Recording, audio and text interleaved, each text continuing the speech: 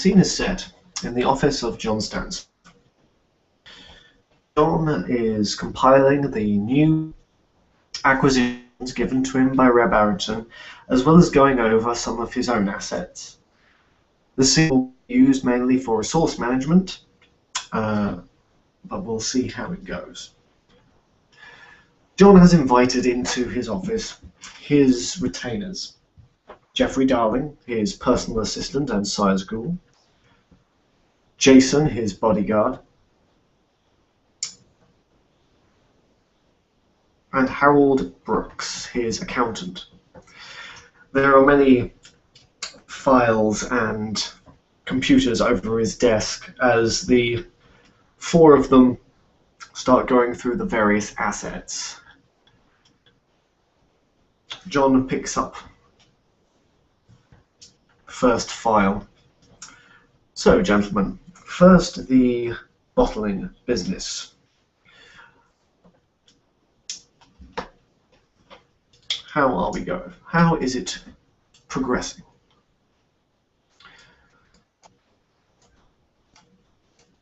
Oops. The accountant looks veritable profitable, sir, but expansion is needed. The supplies are being stretched, and the fact that we cannot find storage. Less Elysiums mean less product being sold. John goes over his list. I suppose I will have to meet with our factory owner and Dr. Black to make sure that our production stays in line with demand. More Elysiums will have to be set up.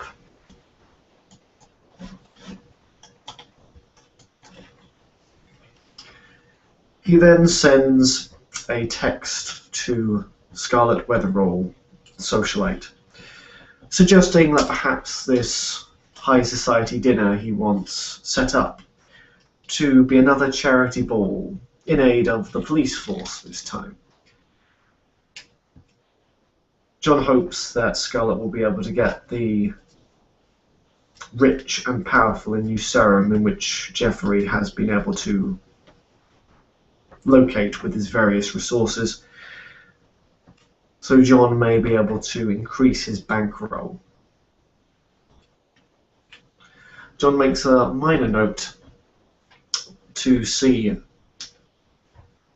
Mr. Hastings, the malpractice lawyer he had Scarlet engineer him meet. He sends him a quick email for a private dinner at his earliest convenience. John looks over the veto business and will roll his intelligence and finance.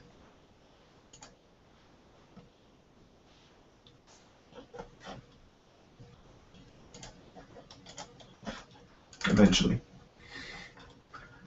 Ding, ding, ding. Ah, yes. With 3 successes, he is able to do the paperwork with the assistance of his accountant very quickly to streamline the business, to make sure that its stocks are not being produced and then going off.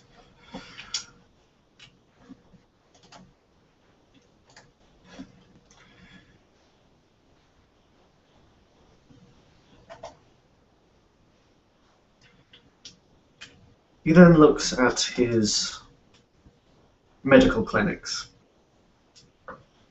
sends an email to Dr. Black, also requesting a meeting. It has been a while since he has seen Dr. Black, but they have communicated regularly via email. Dr. Black's students are currently being processed to be put into different hospitals.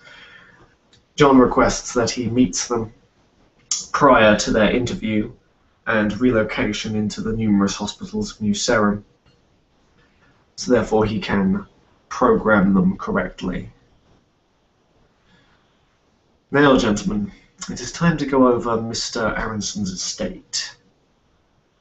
He looks at the Will. Really, Reb? A garrote and a knife and a gun.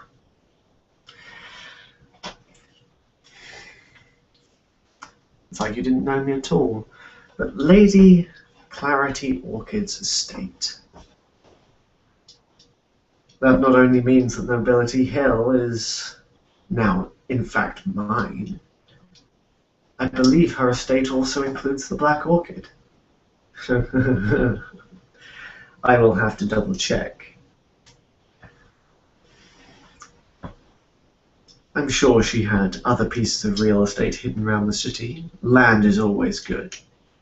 Perhaps I should gain myself some favors by handing out domain to the other neonates. Shone's Sausage Company. John looks at it and queries it a little. To be shared with Ariadne. What importance has this sausage company truly...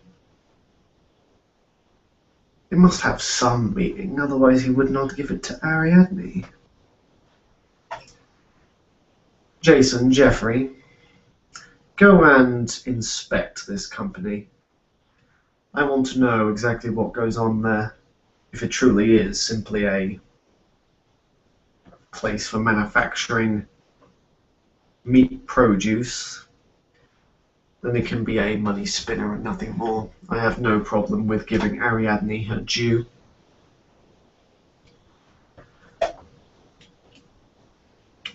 The Odyssey Casino. Well, although I didn't impede me any not to actually own it, it is nice to have. Although the theatre itself is still Mr. O'Connell's. Perhaps I should persuade Mr. O'Connell to allow me to handle its finances. Let's have a look what he has given Ariadne. A rifle and a car. She can have it. Borgia's Opera House. Why would he give Ariadne that? I thought it would go to Lady Iris.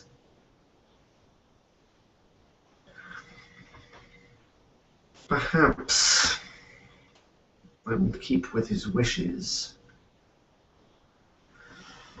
But it might be a good tidbit to give to Iris. Although I suppose Calliope will be interested in an opera house.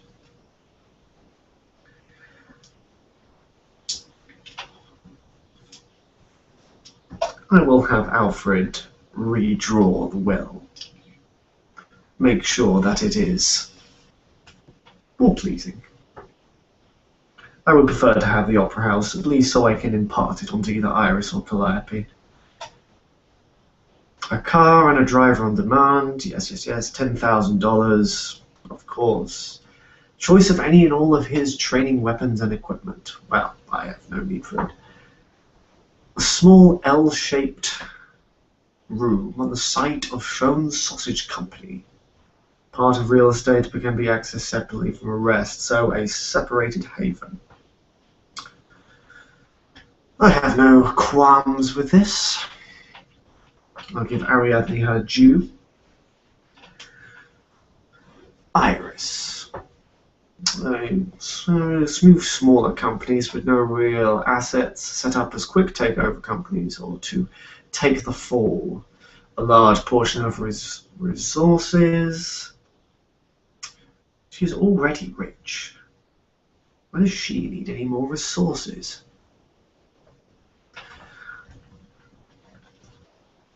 I'm sure we can siphon some of this off. Brooks, I would like you to get details of these smaller companies. Write them down, as well as the particular assets of Mr. Aronson. I should do my venture duty and give Lady Iris what her brother wished, but make sure that if she misbehaves, it could easily come back to me. And now, the Primogen of Ventru. Credit checking and a financial services company.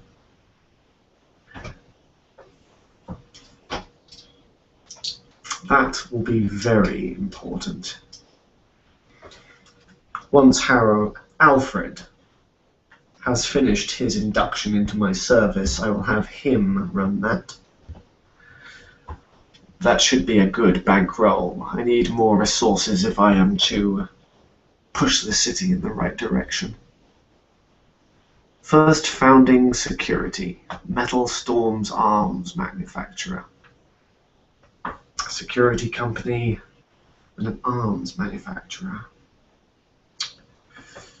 Very useful indeed, but not my area of expertise. Plus, I would need someone I trust to maintain it. Perhaps I will give it to Crown. Or maybe Flag. Yes. If I can set up another Ventrue in there, I would not have to run it, but I will take a portion of the profits. Lotharius' mansion.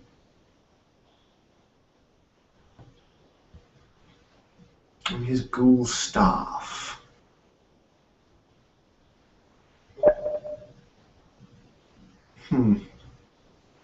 A relic of bygone times. The ghouls will be much more hassle than they're worth.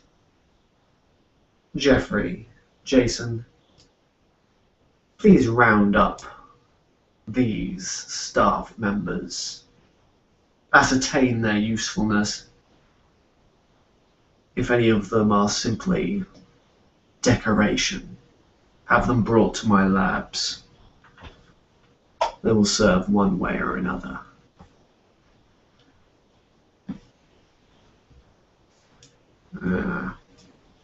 Do the same with his herd. I do not need more hangers-on that do not fit my tastes. Put them into employ in the casino and periodically drain them. I'll have my own supply of Vitae up and running, away from the Giovanni. And now, the final piece.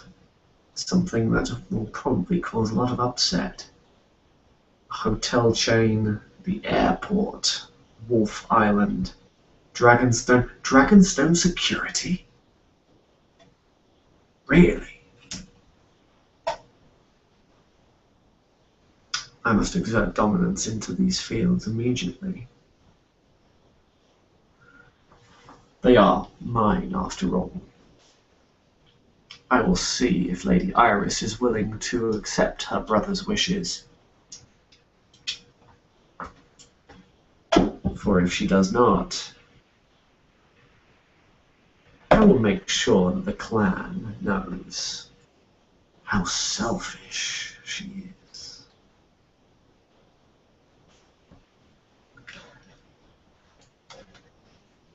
And with that, John Stanhope starts to plan. Going over his various assets, he takes a drive, letting Jeffrey and Jason do their work. He visits his clinics with Dr. Black, checks in that everything is in order, double checks the paperwork. He knows Dr. Black will be skimming off the top, but that does not interest him. He then heads to the bottling factory,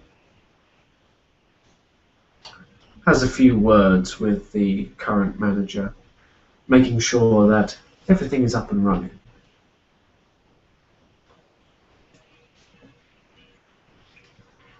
Any problems or need of maintenance will be secured. John accepts that part of the factory's operation can now go on to more mundane bottling for a local beer or, God help us, soda, since the Vitae is no longer a hot commodity as it used to be. I will need to see the prison and deal with the Giovanni. I am not relishing that thought, but one that needs to be done. In one evening, I went from a minor power with a lot of political cunning to a major power in this city. It might take me some time, but this little empire is just what I need.